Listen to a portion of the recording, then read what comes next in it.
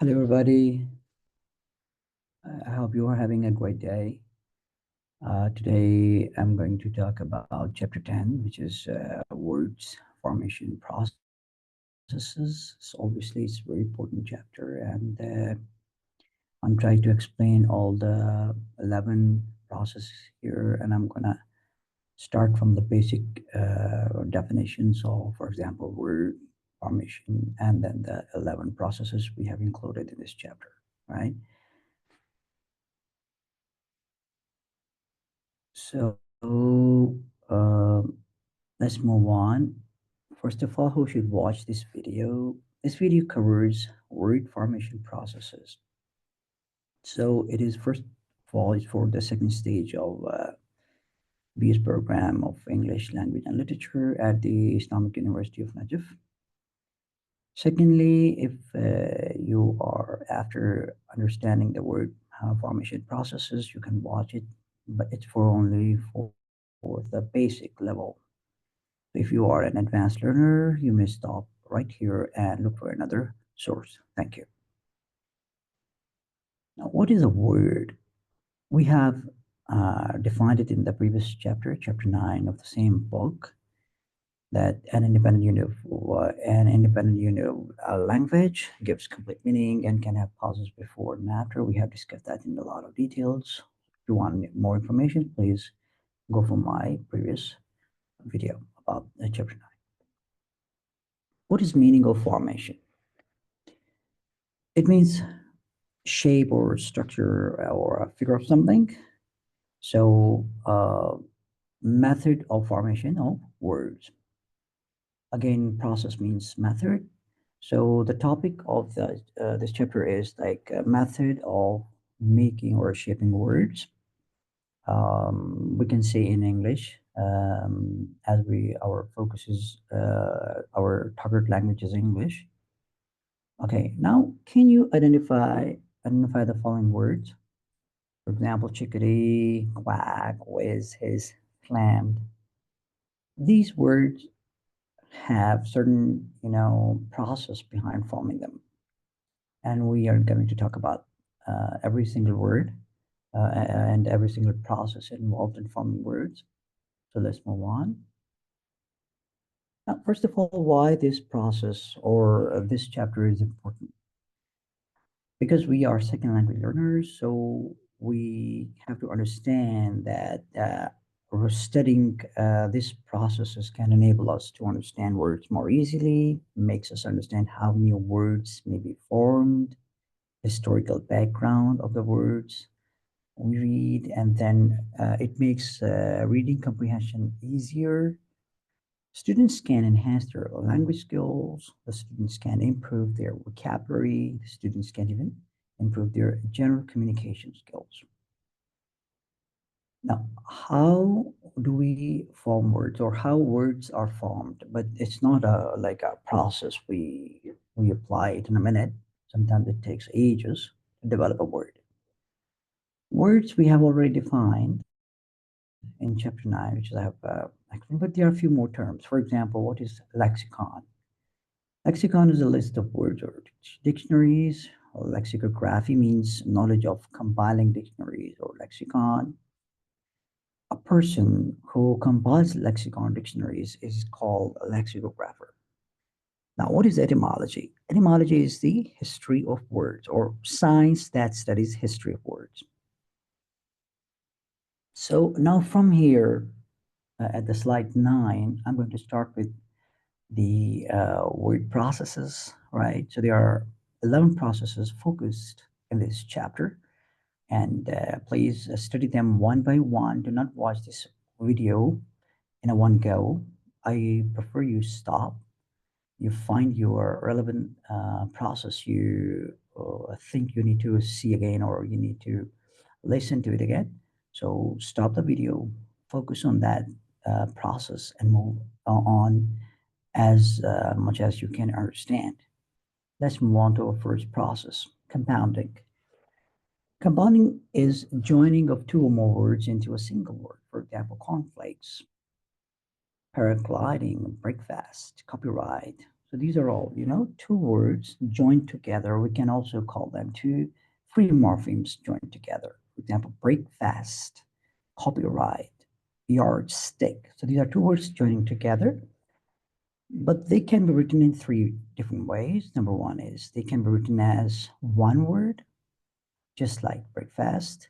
They can be written as two words like railway station, and they can be written as hyphenated words like Johnny on the spot, or maybe one by one. So why I have to put some examples here, but I have described so you can understand easily. Second process is uh, forming of new words by derivation. We studied in chapter 8 derivational affixes, or like bound bases, right? So we join a free morpheme with affixes or bound bases and make new words. Now, for example, M plane, D plane. Okay, so these are the derivational words. Okay, for example, coachdom. So we have here dom as the um, derivation morpheme, and we have made coach into coachdom. Moving on to an exercise here. Now, can you identify the derivational morphemes? So there are ness, and we add with the base, and we create kindness. Another, we have a base here, develop, and we add meant, and then we made development. So these are like derivational process of making words. So moving on to next slide. And we can see that we have ecosystem, the plane, M plane, disadvise, counselor, ship. The ship is morpheme here. This is the derivation morpheme here. We can see that this is how we make the new words by using derivation as a word making process. Number three is invention. It's very interesting. Word formation process. We make them by making altogether a new word, right? A brand new word. For example, we can see many examples. For example, Google, nylon, Kodak, dingbat, Lucy, laptop, mobile phone, chat GPT, internet, calculator, um, SIM card, something like that. These are all new words. So words invented in English are, for example, Google, internet, laptop, watch, transmission, many other things, many other lists. You can go for the list on internet. Process number four is echoism. Echoism is actually sometimes also called reduplication, but there is a slight difference between echoism and duplication. We make new words by a part of itself, slight variation in the sound. For example, ding dong, chit chat, zigzag. So sounds suggesting their meaning: murmur, quack, thunder, whisper, lisp, chickadee. Now, echoism is a process in which sound of the word represents the the meaning. For example, buzz, for example, hiss. These are the words of echoism. We can see there are types of echoism. For example, rhyming echoism, uh, hocus pocus. We have hodgepodge. We have super duper. Many words. So we have a blood equism. In a blood equism, we have, for example, hip hop, tic tac toe. There is a process. I'm not discussing that process here, but there is a process how we make them. For example, what is the change in the?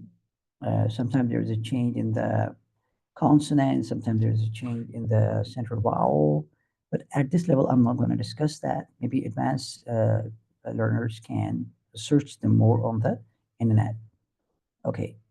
There is an exact equation. For example, same words are repeated by, so 50-50. These are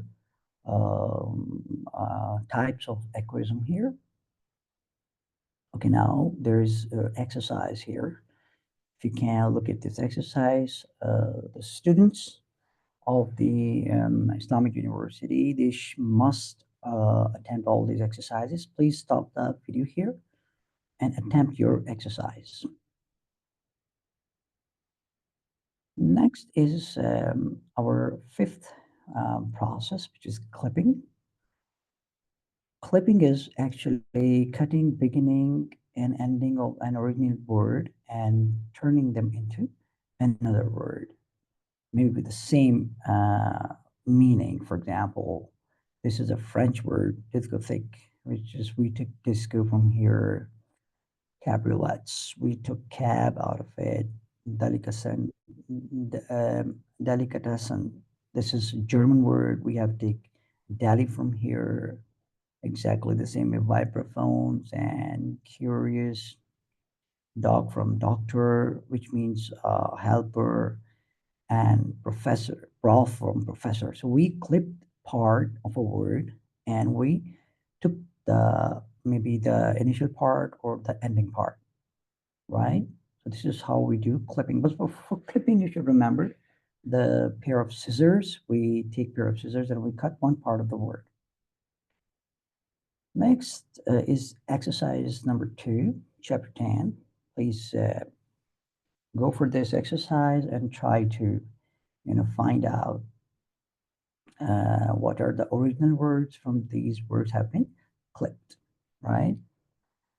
Now, if we see taxi, gin, hyper, memo, Fred, all of these words have been clipped. Now, can you give me the original words from which these words have been clipped? I can give you that. For example, tax meter, taxation. This is the word where we have taken taxi. Then we have gin for Jennifer. And then we for hyperbole, we have hyper. Then from memorandum, we cut and we got this word. And then we have, so on and so forth. For example, go for, I'll give you another example, but please stop here and do your exercise number 3. Now you can see how we have clipped these this word L, and it has been used in many other words. Okay, same way we have Tom. So Tom has been used in many words: atom, anatomy, right? Hysterectomy, then vasectomy. There are many, many. These are actually most of them are medical terms, and maybe they have different pronunciation, but this is how we can read them. Another exercise, please stop the video here again and try to attempt this exercise. Give the original words which we have, um, the clipped words, right? Okay, number 6, very interesting and very unique method of making a word is acronomy. We make acronyms. So acronym is a word made by first letter of multiple words of a longer phrase. For example, subscriber identification module, SIM, which is SIM. So you remember SIM card, you insert in your mobile phone to get it connected with some network, right? So that is SIM card. So what is it? It has been made by S from subscriber, I from identification, and M from module. You can see SIM SIM. Exactly the same way we can see all the initials have been colored red. So you can see North Atlantic Treaty Organization with a NATO. Then we have personal identification number, which is PIN. We have radar, radio detecting and ranging. So we have stuff like that. It's just in acronomy and the word we form. So these words are called acronyms. Moving on to slide number 30, which is another examples of acronomy. So OK, SCUBA, WASP. laser. We can find what are the original, the phrase they have been taken from. So now go for all these words and try to write their original phrases. Now, process number 7 is blending, fusion of two words into one. For example, gasoline and alcohol, we make gas alcohol. Then we have infotainment from information and entertainment. We have brunch, breakfast, and lunch. Okay, so this is how make, we blend, we take two words and we blend them together, right? So you can make a list of that. We can do the exercise here. For example, how we plunk and happenstance and stagflation and so on and so forth. Please do your, make sure you complete your exercise, okay? So we have another exercise here. Now we have another word, the process number 8, which is back formation. Another interesting method. It's first, for example, we started with another, example here. Now, do you remember who is a writer and actor? So a writer is somebody who writes.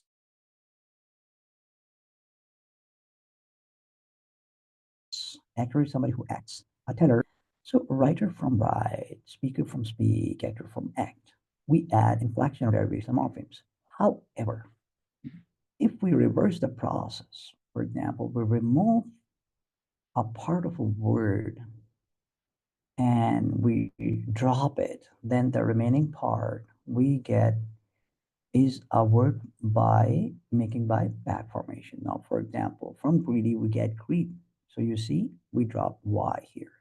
We get edit from editor. We dropped OR. We get swindle from swindler. We drop ER. We get beg from beggar. We drop again GER. So this is back formation. Moving on to this exercise for back formation, please go ahead. Read this exercise is important. And please attempt it. It's so easy. The noun greed is a back formation from the adjective greedy. Write 4 pairs of words that can constitute an analogy from the creation of the greed. Anything comes to your mind? I could give many, but let's see if you can do it. So we also have here housekeeper. Can we make a back formation word from here? How about housekeep? Typewriter, typewrite, administrator, administer, babysitter, babysit, advanced registration, advanced register. So we have these words and we can make them by back formation. And there's a list. Okay, and this is very, very, very, interesting one. Another very unique method of making words. It's almost in many languages. The folk etymology. Now, we have defined etymology in our previous slide. I think second or third slide. Etymology means history of words, and folk is the traditional story that has been told in cultural, maybe records or history. So folk etymology means etymology that is developed by the cultural old stories, right? So now, lap ball. So lap ball, what does it mean? So I would start with the giving the example of tennis ball or lawn tennis. You can see that there is a lawn here. There's a player, and this player is playing lawn tennis, and there's a net there across the field. So the ball should not touch this net. So I think 400, 500 years ago, let meant don't, right? Or prevent or stop. So let ball meant in previous times, it meant opposite what it means now. So let meant don't or prevent, but now it means do or allow, right? So this is a very unique way of making new words. It takes a lot of time. So the meaning of lead ball was, you can tell me which one, option A or B. It is quite surprising if you understand it. It's very interesting. Okay, now, so it meant prevent in many years ago, but now it is much opposite. So old meaning don't allow the ball to touch the net. However, it means allow to do something. For example, let's do this, let's do that, let's go on, let's uh, take a day off, these kind of things. But previously it meant don't. So we can see in the William Shakespeare's plays, it meant like don't. But here it means exactly the opposite. So this is another way of making new words. So these words are bag formations, and you can go with it. Exercise for chapter 9, exercise 10 for chapter, uh, I'm sorry, exercise 9 for chapter 10. So go ahead with it. We have again, no, this exercise is actually for folk etymology. Okay, so you try this and answer the questions, and we will discuss further if we have a problem. Now we are reaching towards our second last process, that is um, antonomasia. Now it is a process in which a linguistic substitution is made by, for name of a place, or a person's name is used as a substitution. So formation of a common noun or a verb or an adjective. So frisbee. Now frisbee was actually a brand of, like, I think, a pie back there in the United States. And it was actually a cover. They used to play a game, but then it turned into a frisbee, which was, I think, popular worldwide. Sandwich was a like piece of, I think, meat put in to toast and was eaten by a person. He was some kind of an earl or a kind of rich person in England, and on his name the term coined was sandwich. Then we have hamburger. Hamburg was a place in Germany, and the formation of the food turned into hamburger. Exactly. So we have, now, for example, we have leotards. Leotards are special dresses for, I think, for skin tight dresses for males and females.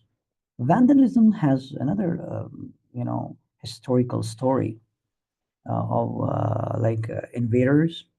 They came into Rome, and they, looted it and destroyed it, right? So this is how we have words created by antonomasia.